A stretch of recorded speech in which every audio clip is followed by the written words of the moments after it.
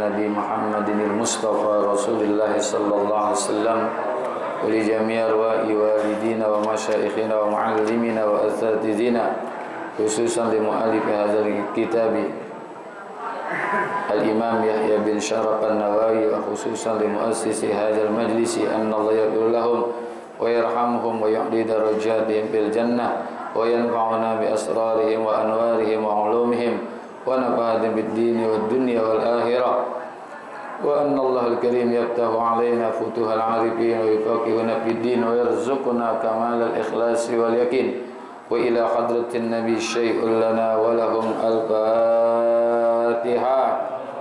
أعوذ بالله من الشيطان الرجيم. بسم الله الرحمن الرحيم. الحمد لله رب العالمين الرحمن الرحيم مالك يوم الدين إياك نعبد وإياك نستعين اهدنا الصراط المستقيم صراط الذين أنعمت عليهم غير المغضوب عليهم ولا الضالين. يا رب بالمصطفى بلغ مقاصدنا واغفر لنا ما مضى يا واسع الكرم. يا رب بالمصطفى بلغ مقاصدنا واغفر لنا ما مضى يا واسع الكرم. بهيئ لنا من أمرنا رشدا واجعل معونتك الحسنى لنا مددا. يا رب بالمصطفى بلغ مقاصدنا واغفر لنا ما مضى يا واسع الكرم. أنت العليم وقد وجهت يا أملي إلى الرجاء كوجها سائلا ويدا. يا رب بالمصطفى بلغ مقاصدنا واغفر لنا ما مضى يا واسع للرجاء ثواب أنت تعلمه فاجعل ثوابي دوام الستر لي أبدا. يا رب بالمصطفى بلغ مقاصدنا واغفر لنا ما مضى يا واسع الكرم. اللهم صل صل وسلم وبارك عليه. بسم الله الرحمن الرحيم. الحمد لله رب العالمين والصلاة والسلام على سيدنا ومولانا محمد صلى الله عليه وسلم وعلى آله وصحبه أجمعين. أما بعد.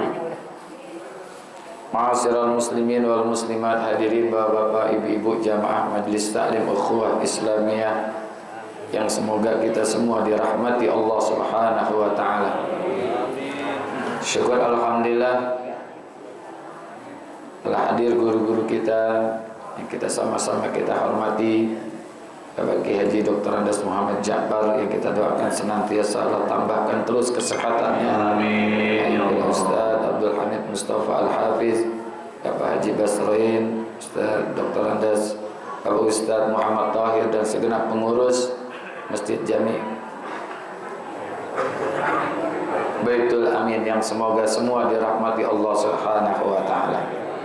Alhamdulillah siang hari ini, pagi hari ini Allah berikan kepada kita nikmat Islam, iman, hidayah, taufik, sehat, afiat sehingga masih bisa hadir di majlis ini dalam rangka thalabul ilmi. Mudah-mudahan hadirnya kita mendapatkan ilmu yang manfaat, ridho dan inayat, sehat, afiat dalam ibadat. Allah selamatkan kita dari alam dunia sampai alam akhirat. Wa bisanadil muttasili ila al-imami muhaddisi rahimahullah wa adaman naf'a bihi wa bi barakati ulumihi wa bikum fid daraini amin. Qala radhiyallahu anhu. Hadis yang ketiga ya? Hah? Ketiga. Hadis yang ketiga halaman 11.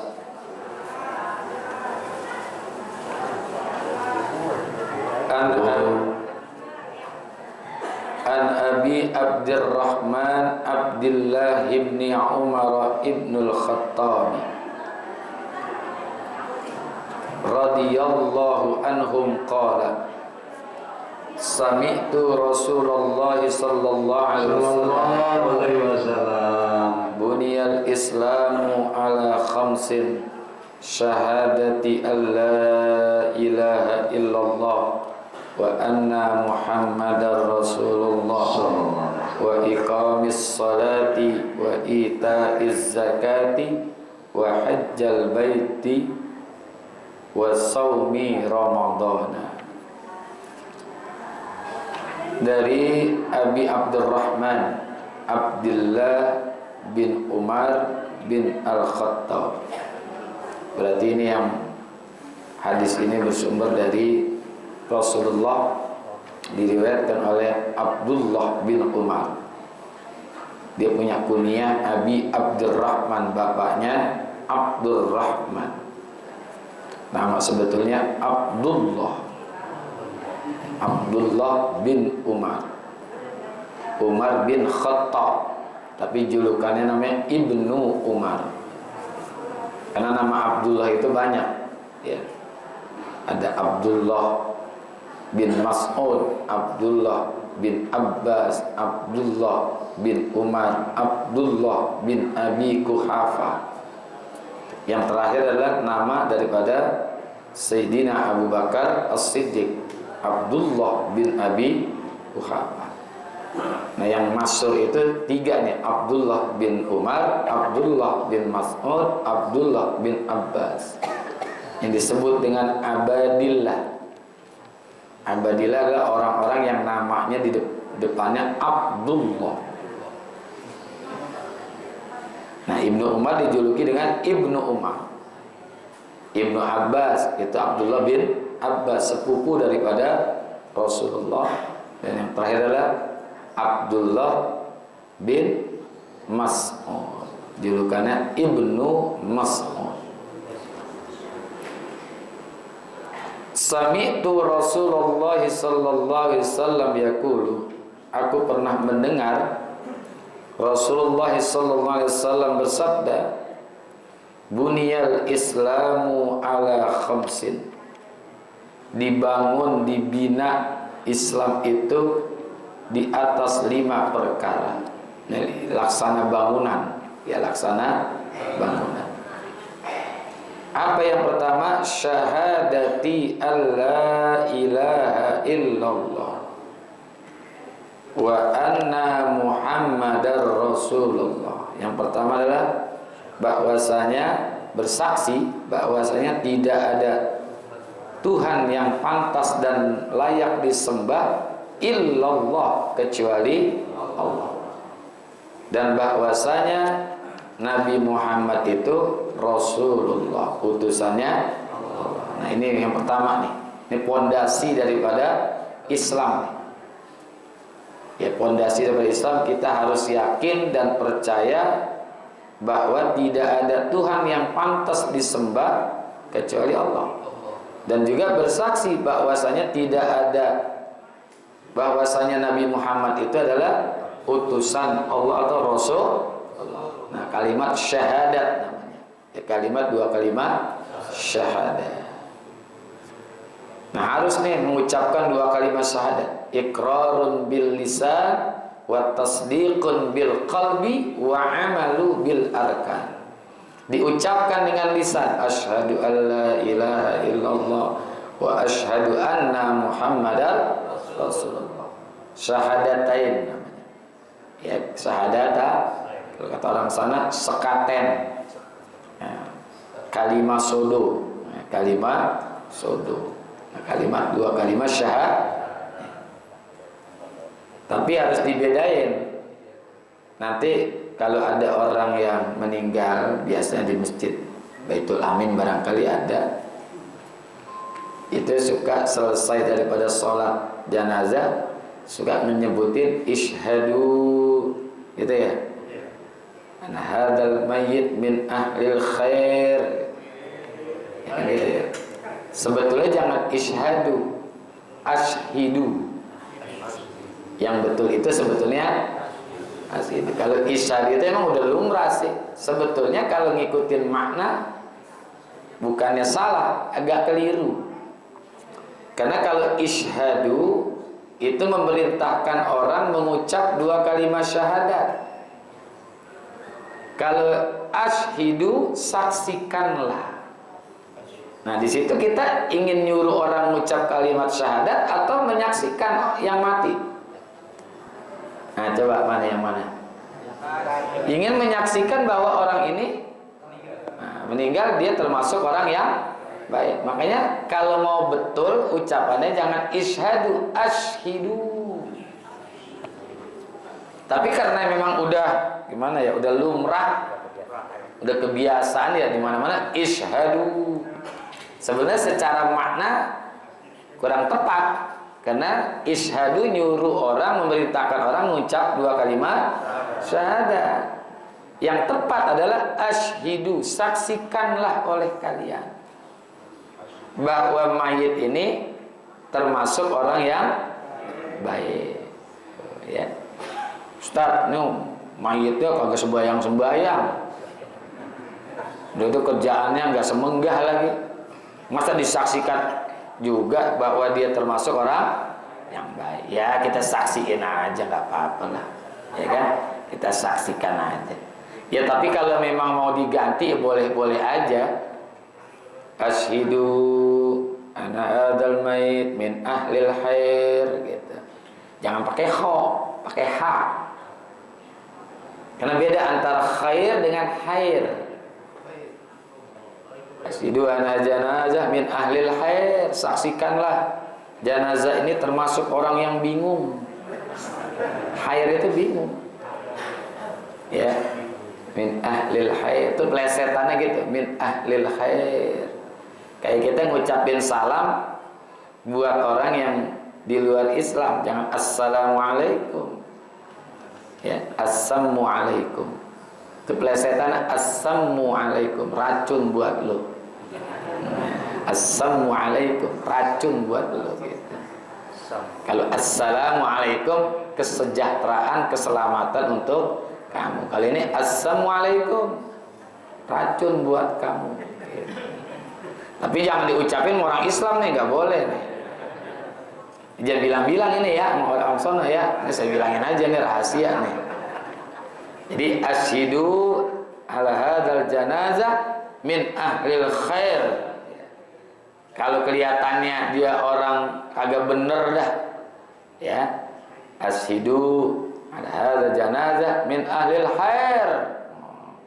Orang bingung. Ya tapi nggak boleh kita meninggalkan kewajiban kita selaku muslim terhadap muslim yang lain, termasuk ketika ada orang meninggal, kan ada kewajiban kita memandikan, mengkafankan, mensolatkan, menguburkan. Selama dia muslim, meskipun na'udzubillah meninggalnya, matinya dalam kondisi tidak baiklah, kita tahulah ya, matinya di masjid gitu, tapi lagi nyolong jam. Matinya di masjid tapi lagi nyolong jam, kotak amal. Ya tetap kita kerjain kewajiban kita.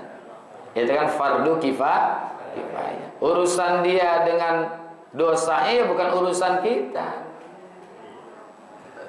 Karena ada sebutan kata ulama, wa man yamut wa lam yatub min zanbihi fa amruhu mufawwadun li rabbih. Wa man yamut, siapa saja orang yang mati, ya, wa lam yatub min zanbihi, namun dia belum bertobat dari dosa-dosanya, fa amruhu mufawwadun li rabbih, urusan dosanya serahkan saja kepada Tuhannya, yaitu kepada Allah. Urusan kita yang zahir, kita kan ngelihat yang zahirnya bahwa dia itu orang Islam. Masalah dia dosa itu bukan urusan kita. Lagian emang kita kagak punya dosa apa? Lah juga yang kedua, belum tentu kita mati bener ya kan? Makanya minta kita kepada Allah, mati kita husnul khatimah gitu.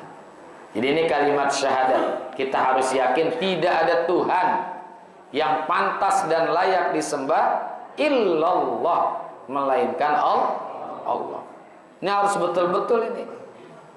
Bukan secara ucapan, tapi juga bukti dengan perbuatan. Artinya mengejawantah dalam bentuk perbuatan kita. Apa yang kita persaksikan di hadapan Allah, kita buktikan tuh. Jangan lagi menyembah selain Allah. Kalau penyembahan selain Allah itu disebut tagut. Tagut, nyembah makhluk apa aja. Ya, termasuknya kepercayaan kita kepada Allah harus betul-betul terbukti sesuai ikrar iyyaka na'budu wa iyyaka nasta'in. Hanya kepada Engkau kami menyembah, hanya kepada Engkau juga kami meminta. Allahus Samad, Allah tempat menyandarkan diri. Itu benar-benar terbukti dalam perbuatan. Nah, wa anna Muhammadar Rasulullah, dan bahwasanya Nabi Muhammad itu utusan Allah. Tidak ada nabi setelah Nabi Muhammad yang diutus oleh Allah. Nggak ada nabi lagi yang diutus oleh Allah untuk menjadi nabi. Setelah Nabi udah habis, udah nggak ada lagi. Khatamul anbiya wal mursalin. Nah, ini jadi pondasi, makanya mesti kuat. Bangunan itu pondasinya mesti kuat. Ada perhitungannya tuh, kalau orang bangun rumah kan tahu dia. Ya, konstruksinya untuk pondasi berapa? Kan dihitung nanti sama orang-orang bangunan lah, arsitek dihitung tuh. Harus kokoh itu dia punya pondasi. Nah, ini pondasi di dalam beragama itu adalah yang pertama mengucap 2 kalimat syahadat. Wa iqamis salati, dan menegakkan salat. Bukan mendirikan. Karena orang diri belum tentu tegak. Orang diri itu belum tentu tegak. Bisa nggak orang lagi diri tapi nggak tegak? Ada. Makanya kudu tegak. Menegakkan sholat. Kalau terjemahan mendirikan sholat ya betul, tapi belum tentu menegakkan sholat. Makanya iqam di sini maknanya adalah menegakkan. Bukan sekedar mendirikan, tapi menegakkan sholat. Jadi bukan mendirikan, karena orang diri kadang-kadang ada yang kagak tegak. Ada orang bongkok, kan ada orang bongkok tuh ya, pinggangnya sakit, dia diri, tapi nggak tegak. Ini dalam urusan sholat menegakkan. Artinya apa yang dilakukan di dalam sholat, dia buktikan di luar sholat, dia tegakkan. Maka Imam Ghazali pernah tanya, aina sholat ba'da sholat? Mana tuh sholat setelah sholat?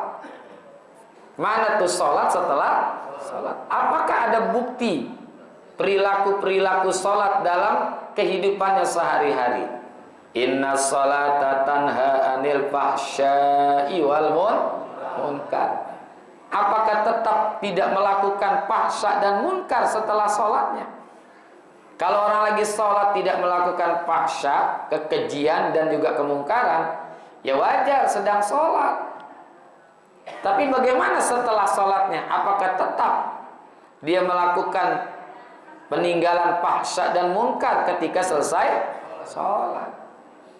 Jangan sampai ketika sholat dia tidak mencuri, lagi sholat mencuri. Ketika sholat tidak berlaku curang, ketika sholat berlaku curang. Itu sholat yang gagal namanya. Itu baru sekedar melaksanakan sholat, tapi belum menegakkan sholat. Bahkan waktunya saja tuh, ya, waktunya saja kita mesti perhatiin. Waktunya, ini kan ada jadwal-jadwal, ya, ada jadwal-jadwal waktu sholat. Inna sholata kanat alal mu'minina kitaban mauquta. Ada waktu-waktu. Mestinya kita ada kerinduan melakukan sholat. Karena sholat itu kan merupakan tempat kenyamanan. As-sholatu rahatul mu'min. Sholat itu kesenangannya buat orang yang beriman. Jadi enggak hanya berbicara fikih saja, Nggak berbicara tauhid saja, tapi juga berbicara tentang tasawuf di dalam sholat. Ada tasawufnya. Ya, ada tasawufnya. Maka Allah turunkan 4 kitab, Taurat, Zabur, Injil, Al-Quran. Kalau kita ingin baca kitab Taurat, kita ingin baca kitab Zabur, ingin baca kitab Injil, nggak usah beli, baca aja Quran. Karena ketiga kitab ini sudah tercakup di dalam Al-Quran. Taurat itu kan bicara tentang syariat, syariat tentang ibadah. Walaqad alimtumul ladina tadaw minkum fis-sabti fakunu qiradatan khasi'in. Ini kan berbicara ibadah. Dan di dalam kitab Taurat perkara-perkara ibadah lebih dominan isinya. Kalau kitab Zabur itu berisi doa ini. Makanya ada doanya Nabi Daud tuh. Kan kitab Zabur Nabi Daud. Allahumma inni as'aluka arba'atan wa a'udzubika min arba'atin. Ya Allah, aku minta kepada Engkau 4 hal dan aku berlindung kepada Engkau 4 hal. Itu doanya Nabi Daud tuh. Apa yang diminta? Lisanan zakira wa qalban syakira wa badanan sabira wa zaujatan mu'minatan salihatan tu'inuni fi umuri dunya wal akhirah. Itu doanya Nabi Daud, ada di dalam kitab Taurat, ada kitab Zabur. Nah, kalau Injil itu bicara tasawuf, akhlak itu terkandung di dalam kitab Injil. Nah, Al-Quran semuanya ada tentang syariat, sholat, puasa, zakat, haji ada. Tentang yang kedua apa? Doa. Rabbana hablana min azwajina wa zurriyatina qurrata a'yun. Itu kan ya, Rabbana atina fid dunya hasanah wa fil akhirati hasanah wa qina adzabannar. Rabbi habli min ladunka zurriyatan thayyibatan innaka sami'ud du'a. Tuh ya. Rabbana zalamna anfusana wa illam taghfir lana wa tarhamna lanakunanna minal khasirin. La ilaha illa anta subhanaka inni kuntu minaz zalimin. Itu ada semua dalam Al-Quran. Doa-doa apa aja ada yang diambil dari doa para anbiya, doa-doa para nabi. Hasbiyallah wa ni'mal wakil, ni'mal maula wa ni'mal nasir. Itu terkumpul. Termasuk akhlak. Akhlak di dalam sholat, di dalam Al-Quran juga ada, tasawufnya ada. Jadi kalau kita pengen baca kitab yang udah Allah turunkan, Zabur, Taurat, Injil, nggak usah kita beli lagi, nggak ada. Baca aja Quran. Nah, Quran itu mencakup seluruh kitab. Nah, Al-Quran dicakup di dalam surah Al-Fatihah. Itu kan gitu kata ulama. Jadi nggak perlu kita baca-baca lagi tuh kitab yang dulu, cukup kita baca Al-Quran. Nah, balik nih, iqamis shalah, mendirikan. Nah, bukan sekedar mendirikan, tapi lebih tepat lagi menegakkan sholat. Jadi aina shalah ba'da shalah, mana tuh sholat setelah sholat?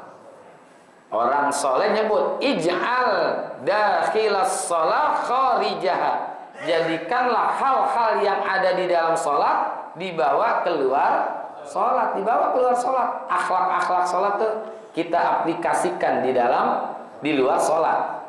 Apa aja? Dari mulai takbir Allahu Akbar. Kalau sudah kita menyebut Allahu Akbar, masih wallahi asgar. Selain Allah itu kecil. Nah, gimana setelah sholat?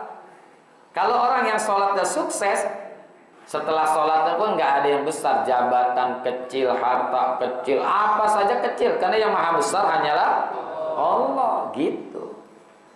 Ya, ketika ngucapin iyyaka na'budu wa iyyaka nasta'in, tidak ada hanya kepada Engkaulah kami menyembah, hanya kepada Engkaulah kami meminta. Setelah sholatnya dia hanya mengabdikan dirinya hanya kepada Allah, nggak lagi dengan makhluk.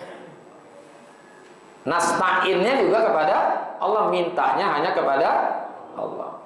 Itu juga Allahu Akbar yang sunnahnya Allahu Akbar kabira walhamdulillahi katsira wa subhanallahi bukratan wa asila wajjahtu wajhiya lilladzi fataras samawati wal arda hanifan musliman wa ma ana minal musyrikin inna sholati wa nusuki wa mahyaya wa mamati lillahi rabbil, hanya karena Allah, bukan untuk Allah. Jadi sholat kita yang kita lakukan bukan untuk Allah. Tadi itu guru kita Kiai Haji Muhammad Ja'far menyebutkan kita ibadah semuanya nih ibadah. Jangan sewarakas, jangan setanjung Priok, jangan se-Indonesia, seluruh dunia semua orang ibadah. Kan hadis kutsinya ada dalam kitab Nasol Ibad dalam awal-awal. Lau anna awwalakum wa akhirakum wa insakum wa jinnakum ala aqqa rajulin wahidin minkum ma zada zalika fi mulki syai'a. Seandainya orang dulu, orang yang akan datang nanti nih, baik dia manusia maupun jin yang memiliki kualitas ketakwaan di atas orang yang paling takwa. Sebutlah manusia dari zaman Nabi Adam sampai akhir zaman nanti, ibadahnya kayak Nabi. Ibadahnya kayak Nabi. Apa kata Allah? Mazada zalika bi mulki syai'a. Semuanya itu tidak bisa menambahkan sedikit pun kekuasaan pun. Kalau kata orang Betawi semeletet. Semeletet nggak bisa nambahin kekuasaan Allah. Jadi ibadah itu bukan untuk Allah tapi karena Allah. Ya kan? Jadi bukan untuk Allah. Termasuk dosa, emang balik kepada Allah? Enggak. Ya, dosa itu kembali kepada kita. In ahsantum ahsantum ilaikum wa in asatum falaha. Kebaikannya balik ke kita, keburukan balik juga ke kita. Enggak ada yang kembali kepada Allah, enggak. Kali manusia ini nggak disembah dari zaman Nabi Adam sampai akhir zaman, Allah turun gitu kedudukannya, enggak ada lengsernya, ya, nggak ada lengsernya. Jadi ibadah itu tadi yang kita sebutkan inna sholati dan seterusnya lillahi rabbil. Nah semua perkara yang kita lakukan di dalam hidup itu kan kandungan dari sholat. Apa aja? Makanya di dalam melakukan kebaikan di luar sholat harus lillah juga. Ngajinya harus lillah, harus karena Allah. Ngajinya, mudah-mudahan semua ikhlas semua nih ngaji hadir nih. Kan macam-macam niat-niat kita nih untuk menuntut ilmu beda-beda. Ya kan ada yang ingin mendapatkan ilmu, itu salah juga. Ngaji pengen mendapatkan ilmu, itu salah. Kata Imam Nawawi nih yang nulis kitab ini nih, Imam Nawawi. Tujuan kita menuntut ilmu ingin mengamalkan ilmu. Kata Imam Nawawi, man kharaja ilal ilmi liyanalal ilma lan yanfa'ul ilmu.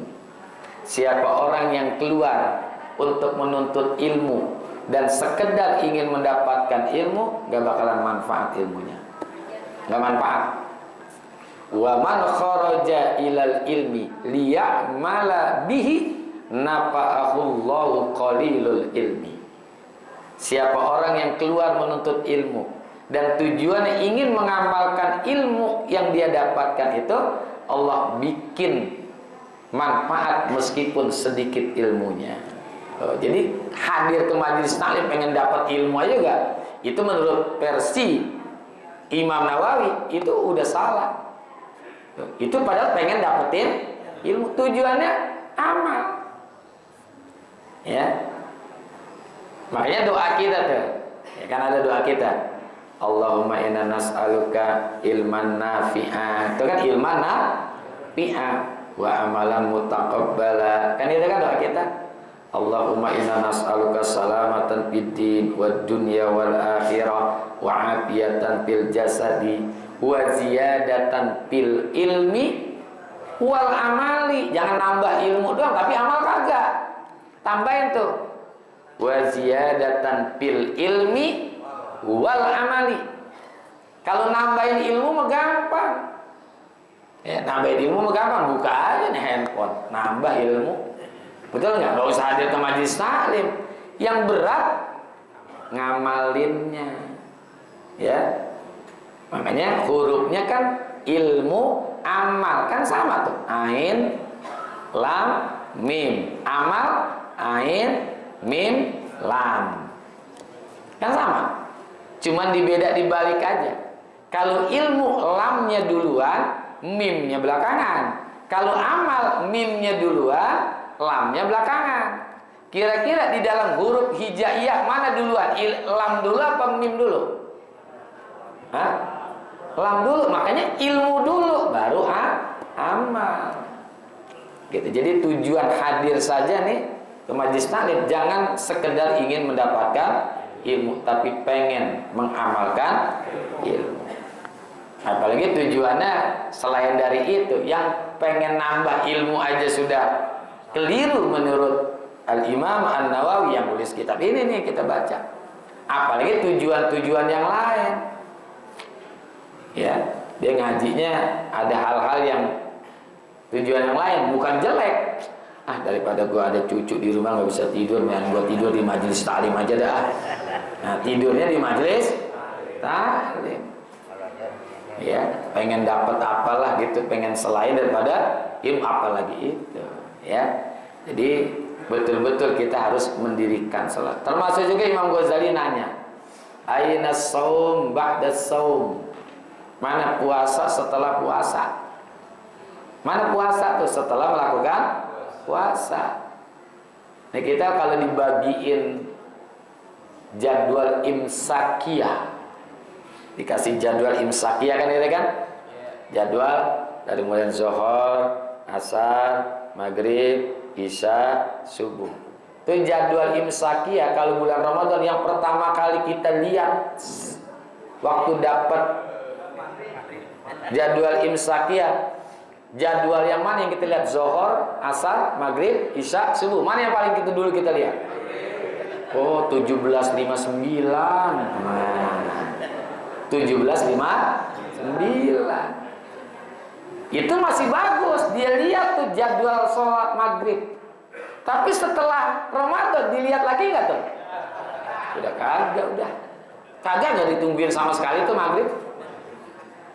Gimana ya? Yang dilihatin jadwal bola ntar malam siapa nih ya? Tadi Argentina menang nih. Nah, ya kan? Lawan Australia, kan gitu ya? Jadwal-jadwal itu. Nah, ini nih, aina shaum ba'da shaum. Mana puasa setelah puasa? Makanya orang yang mendirikan sholat tidak cukup, tapi menegakkan sholat. Dari mulai syarat-syaratnya, ya kan? Rukun-rukunnya. Kalau di dalam sholat itu disebut rukun, kalau di dalam wudhu disebut fardu. Ya, rukun sholat, fardu, wudhu. Jadi kalau di dalam wudhu itu fardu, jangan rukun. Kalau di dalam sholat rukun, jangan fardu. Sholatnya sholat fardu, gitu. Sholatnya sholat fardu, tapi perilaku-perilaku dan ucapan-ucapan di dalam sholat namanya arkanus sholati, rukun-rukun sholat, bukan furudus sholat. Kalau di dalam wudhu, furudul wudhu'i, fardu, rukun-rukunnya kita perhatikan. Ada rukun qauli, ada rukun fi'li, ada rukun qalbi, kan gitu kan? Yang jumlahnya ada yang menyebut 17, ada yang menyebut 13 tuh rukun-rukun sholat. Termasuk sunnahnya. Ya. Dari sunnah-sunnahnya kita perhatiin. Ada sunnah qauliyah, sunnah fi'liyah, ya kan? Ada, kalau mau lebih lengkap tuh ada kitab Taqrirus Sadidah fi Masailil Mufidah. Ya. Ada rangkaian sunnah ketika membasuh wajah apa aja ini. Ada item-item sunnah ketika membasuh wajah. Bukan sekedar kita membasuh wajah disunnahkan 3 kali berturut-turut, bukan. Ada hal-hal yang dilakukan. Ada kitab namanya Taqrirus Sadidah fi Masailil Mufidah. Jadi sunnah-sunnahnya, hal-hal yang membatalkan, juga hal-hal yang memakruhkan wudu. Ya. Ada Ada yang membatalkan wudu. Ya diantaranya keluar sesuatu dari kemaluan depan dan belakang, apa aja kecuali satu, sperma, ya, air mani, nggak batal tuh wudu kita. Makanya nanti setelah dia mandi hadas, ketika mandi hadas nggak buang hajat, nggak megang kemaluan, habis itu langsung sholat sah, meskipun tidak wudu lagi karena wudunya nggak batal. Ya, jadi semua yang keluar dari kemaluan depan, belakang, apa aja, pokoknya apa aja, mau keluar air, mau keluar apa, pakai cincin, batu, kelereng, apa aja, intan, pokoknya batal, kecuali sperma, air mani itu tidak membatalkan wudu. Nanti ada lagi makruh wudu. Ya kan ada makruh wudu dari airnya. Kan ada air yang suci menyucikan, air suci yang tidak menyucikan, ada air mustakmal. Ya kan air mustakmal. Orang nganggap air mustakmal itu kalau air dikobok-kobok, mustakmal ya. Air ada sebak, ada seembek, kita kobok-kobok, mustakmal enggak? Hah? Kagak. Emang mustakmal itu kita kobok-kobok? Enggak. Mustakmal itu kalau kita masukkan tangan kita setelah masuk niat. Berarti basuhan yang kedua, masuk tangan lagi, mustakmal. Kalau yang pertama maka belum masuk niat. Niat tadi di mana? Ketika basuh wajah, masukin kedua. Nah, itulah mustakmal. Kalau air belum dipakai, kita kobok-kobok begini, asal nggak ada najis ya di tangan kita, nah itu belum mustakmal. Ya. Jadi ini iqamis shalah, menegakkan sholat. Nah, menegakkan sholat itu ibarat tiang. As-sholatu imaduddin. Tiangnya juga kudu kuat. Jangan sampai kagak kuat. Kayak masjid Islamic Center roboh, karena tiangnya di tengah kagak ada. Iya kan, pinggiran semua tuh dia. Dia punya konstruksi. Ya bukan salah sih, betul. Cuman mungkin barangkali tidak kuat menopang daripada gubahnya yang begitu berat. Nah, kayak tiang itu kudu kuat. Ini mesti ada tiangnya kan, di samping tiang ini kan. Coba kalau nggak ada tiang ini, nah ini kudu kuat juga. Berapa tuh mesti semennya, dihitung nggak tuh? Berapa hitungannya kan ada Pak ya? Ada tukang bangunan nggak di sini? Nah itu kan tukang bangunan tahu tuh berapa semennya, berapa pasirnya. Kalau kurang semennya ya gampang rapuh, rapuh corannya mesti kuat. Ini tiang, ibarat tiang. Sholat itu ibarat tiang. Wa ita'iz zakati wallahu a'lam bissawab. Terima kasih, mohon maaf. Wassalamualaikum warahmatullahi wabarakatuh.